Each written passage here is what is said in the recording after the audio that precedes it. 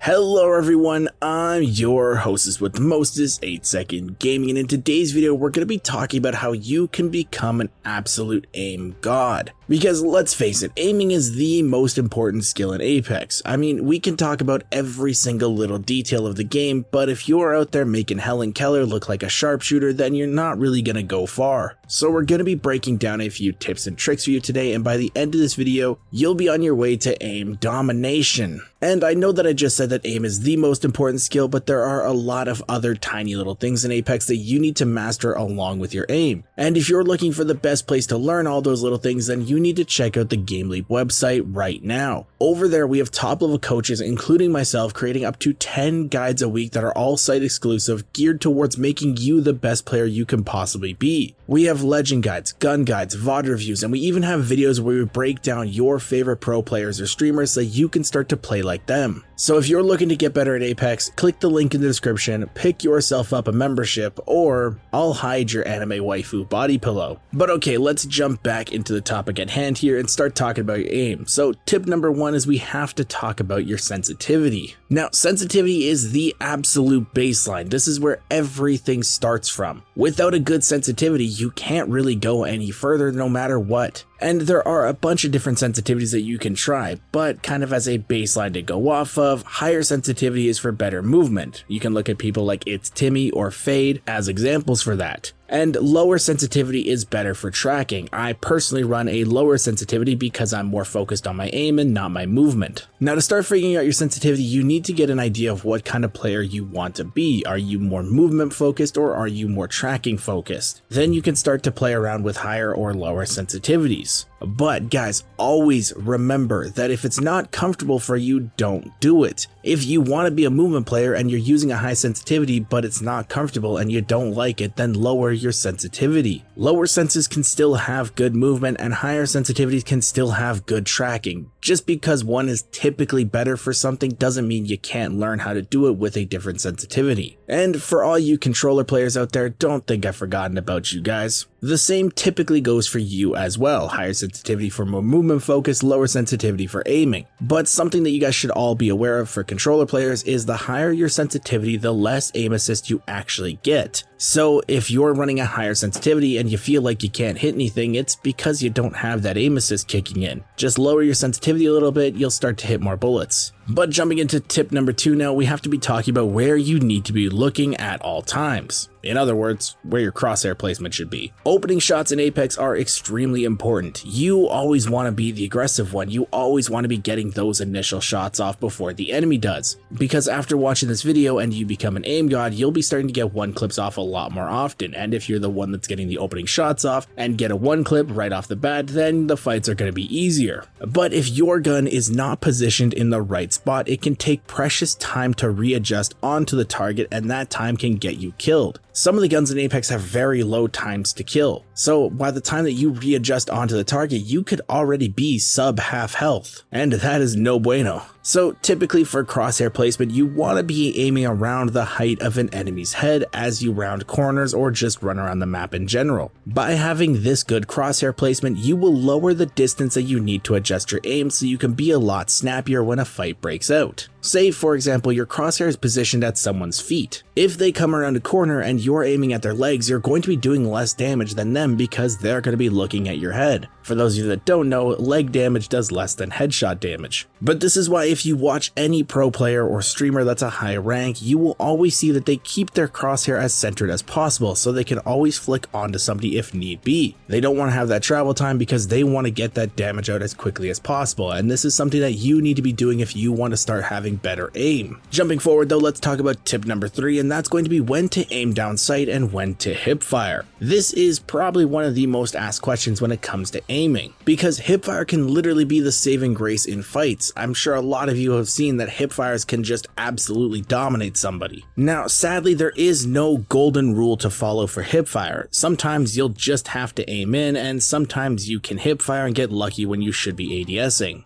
But don't worry, because there are actually just a few tips and tricks that I tell people to help them out until they get a better feel for it on their own. So when you're about 0 to 15 feet away from your enemy, you should be hipfiring. You don't want to have the ADS speed penalty at that distance, and you want to be able to strafe faster, so hip firing is usually the go-to play. But at this point, you're in the heat of the moment, you're dodging abilities, you're dodging gunfire, you're trying to shoot the other person, you can't really be judging where 0 to 15 feet is. So to kind of help you out a little bit, it's basically if the enemy's chest hitbox fills your crosshairs, you should be hip firing. That is kind of the standard that you should be following. But as a wise old man that was living in the desert once said, use the force, Luke. Because this is one of those things in Apex where you just have to feel it out. You're gonna have to go into the firing range, you're gonna have to play around with the guns a little bit and see what distances they're good at hip firing from. But now we can make our way into tip number 4, and that is to abuse tricks in Apex. There are a bunch of little tips and tricks that are littered throughout Apex that players can abuse to help them out, and there is actually a couple of them that work for aiming. Now, the most famous one for this is obviously jitter aiming. This is where you make small micro adjustments while you're firing that counter out recoil completely. But when you bring up jitter aiming, then people start to debate about whether or not you can do it on controller, whether it's fair or not, and I really don't want to get into all that stuff. Just know that jitter aiming is actually possible on controller, it's just a lot harder. So instead of talking about jitter aiming, we're going to be breaking down something else that both controller and mouse and keyboard players can do equally, and that is recoil smoothing. In Apex, if you're moving side to side while firing, you actually get no vertical recoil. I'm sure even if you have no idea what recoil smoothing is, you've probably done it by accident at least one point in the game. So in order to start using it in your games effectively, go into the firing range and just practice doing this. Grab a gun like the R301 or the Flatline and stand facing one of the dummies. Start strafing to the right. As you're strafing to the right, you want to track the dummy to the left in one smooth motion. So if your character is going to the right, your tracking is going to the left. That will negate your recoil. So all you have to do is keep your tracking going to the left on the dummy's head. But if you want to flip it and your character is going to the left, then you want to be tracking right. It's extremely simple, very easy to do, and it helps me win a ton of my fights. Now, in actual games, you don't want to be doing these long drawn-out strafes, so when you go into the firing range, practice strafing left and right and making those quick adjustments with your tracking. Because, for example, as soon as your character stops going to the left and start going to the right, then you need to switch your tracking. And that's where it starts to get a little tricky. It's still very easy, but you just have to play around with that. But now let's talk about tip number 5, and that is to focus on learning very few guns to start off with. Most people, when they're trying to get better aim, don't really focus on learning one gun at a time. They just use whatever they want and they try to learn that way. It's kind of the same thing as throw stuff against the wall and eventually something will stick. But that's actually hindering your growth as a player and not really helping your aim. To help you visualize and understand this a little bit better, let's think about it this way. If you learn lots of things a little at a time, you're barely going to see any development and be stuck in place. If you're trying to learn all the guns all at once, you're not really going to see much improvement with recoil patterns or anything like that. You're going to get them confused, your shots will be off, and you're not really going to be learning much.